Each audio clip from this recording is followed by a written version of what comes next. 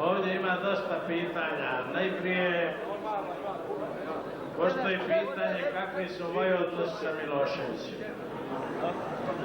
Odmah ću vam reći da moji odnosi sa Miloševićem nisu sjajni. Ali ja ne prigovaram Miloševiću. Ja Miloševića ocjenjujem realno i dopustite da nešto poduže ispričam moj odnos prema njemu. Jer ima dosta tu neistina i dosta stvari koje su krivo iznešene. Najprije, gospodin Milošević je čovjek koji je zadužio srpski narod na način da je na 8. sjednici porazio Titove vazale i tako nanio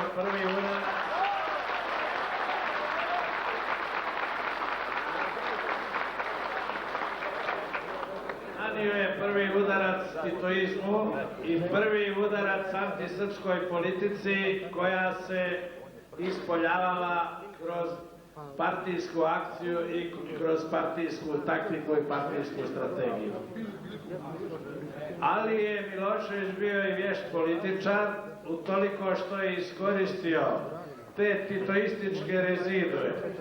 To znači Jugoslavensku armiju, Saveznu skupštinu, Centralni komitet Komunističke partije Jugoslavije i Saveza komunista Jugoslavije i sve savezne organizacije pa i vladu i razbio onu nakaradnu situaciju triju država na tijelu Srbije.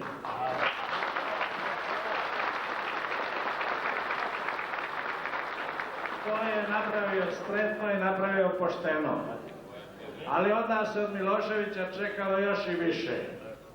Koliko je god bio spretan u ovim poslovima, nije tu spretnost iz daleka pokazao u mogućnosti da demokratizira Srbiju.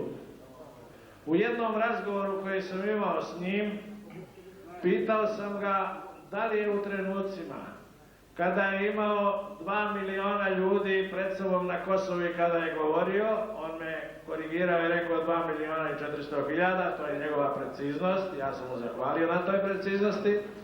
I kad je imao, kao što mu rekao, 1.500.000 ljudi na ušću, on se tu korigirao na svoju štetu i rekao 1.300.000. Da li mu je padao na pamet da kaže u tom trenutku da je Srbija tradicionalno demokratska zemlja i da je Srbijom vladala demokracije prije 100 godina, da proklamira slobodne izbore i da proklamira Srbiju kao demokratsku zemlju. Rekao mi je da to nije mislio i to zbog toga što nije mislio kod toga na sebe, nego je mislio na Srbiju i njene interese.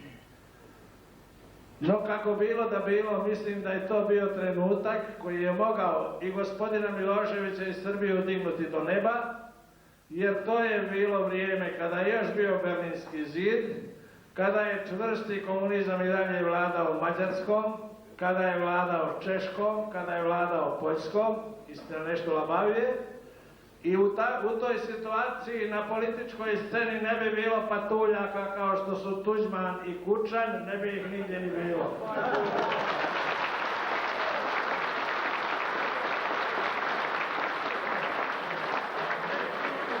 Ako je to greška, a greška jeste, meni se čini, onda je gospodin Milošević napravio veliku pogrešku.